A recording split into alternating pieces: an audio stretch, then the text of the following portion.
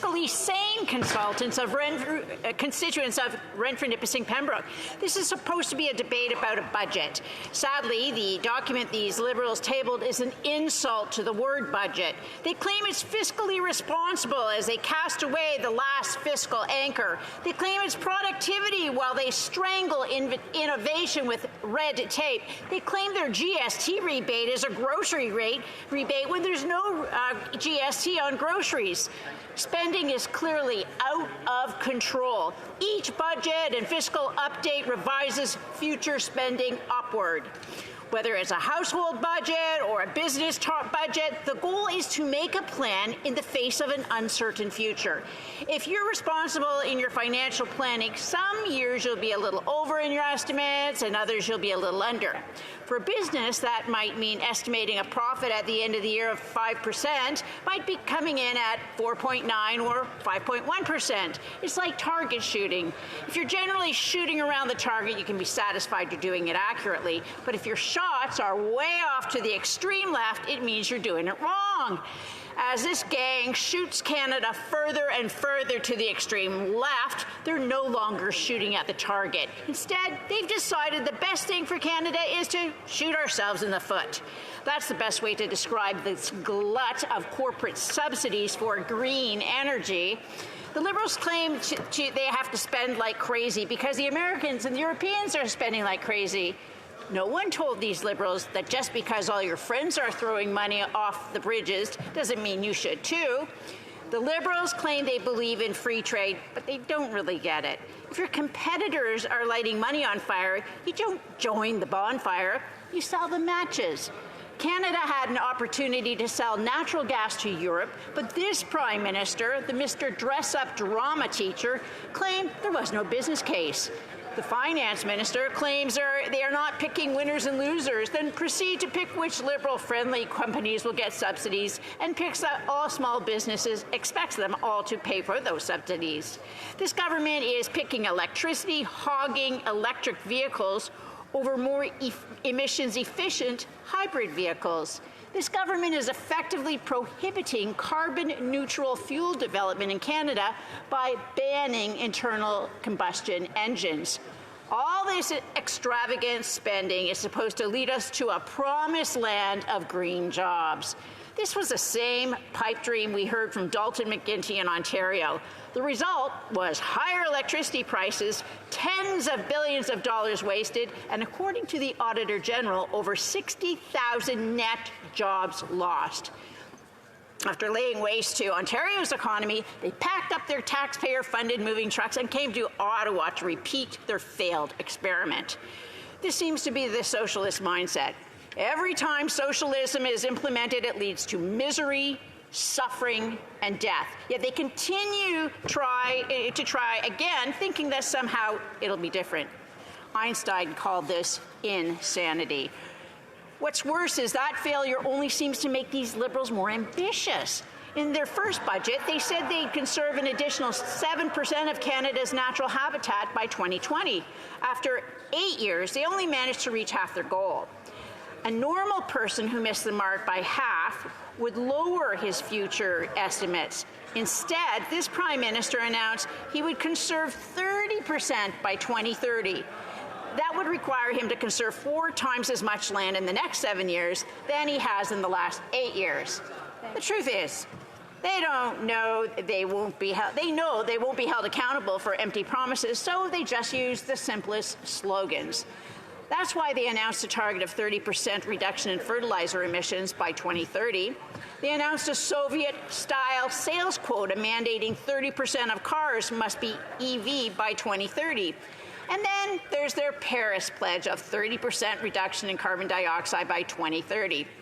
This policymaking is based on slogan. It's tweet-sized thinking. It's TikTok-style government. Short, snappy, attention-deprived, and a little too close to the communists in Beijing. Mr. Speaker, if we needed any more evidence this government is abandoning liberal democracy for a progressive socialist technocracy, look no further than the Public Health Agency report on public health and climate change. Ma'am, I just want to remind members, somebody has the floor, and they're having all kinds of conversations over here, so I would just ask honourable members to take their conversations outside. The honourable member for Renfrew-Nipissing-Pembroke. I'm sorry I had to interrupt. The Health Agency report on public health, for that, they hired a radical academic to act as an outside consultant. They used taxpayer money to conduct focus groups with other far-left extremists working in public health. What was the conclusion this government published a report? According to these so-called experts, climate change is not caused by carbon, but by capitalism, individual liberty, and democracy. In socialist mindset, capitalism is always the villain. In reality, socialists in authoritarian countries are the worst environmental offenders. Unfortunately for Canadians, these Liberals have abandoned reality-based policy, making for visions of a socialist utopia. The radical socialist public health manifesto said non-Western science fiction, quote, offers a way of imagining the future without colonization and asking ourselves how we can get there, end quote. While it's true that Star Trek was inspiring to many who work at NASA, it should not form the basis of our climate policy. If these radical socialists were just sitting around a big self-congratulatory circle while fantasizing about a climate apocalypse, they could be dismissed. Yet they've laid out their plan for all to see. The report calls for a complete reordering of Canadian values led by these radical public health socialists. And the authors wrote, quote, many experts we heard from highlighted the importance of shifting dominant societal values and transitioning to health and wellness economies if meaningful action is to be taken on climate change adaptation and mitigation, end quote. What are those societal values they need to shift?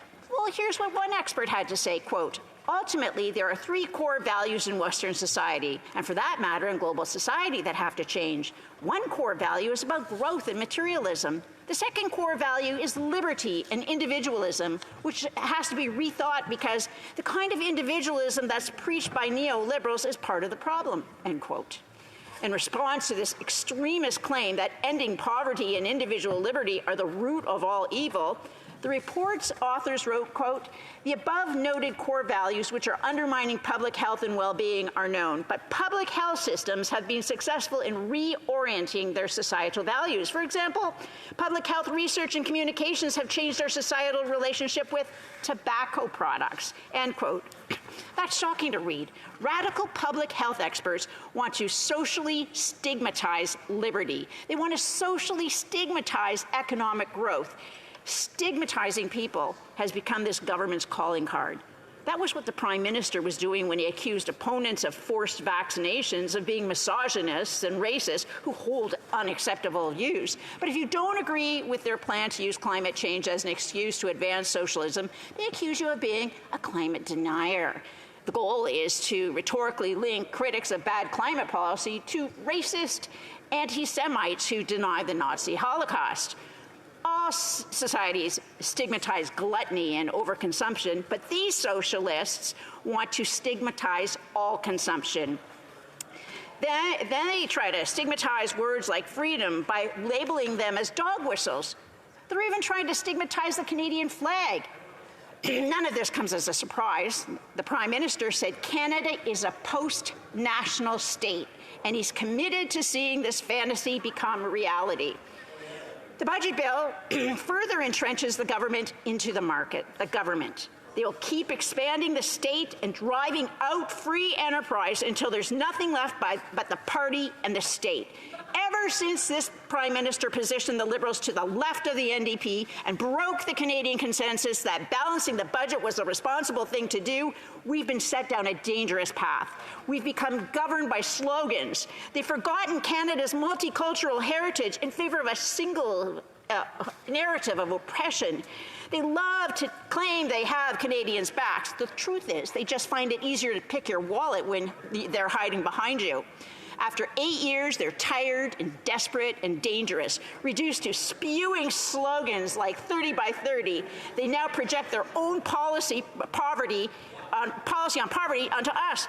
Madam Speaker, We have a plan to put more money into people's wallets. They have a plan. They have a tax plan. We have an environmental plan. They have slogans. We have solutions. If they had any real confidence in the radical socialist agenda, they'd put it to Canadians to the side. While they're busy dividing and stigmatizing Canadians, Conservatives offer unity and hope. Questions and comments. Questions et commentaires. The honourable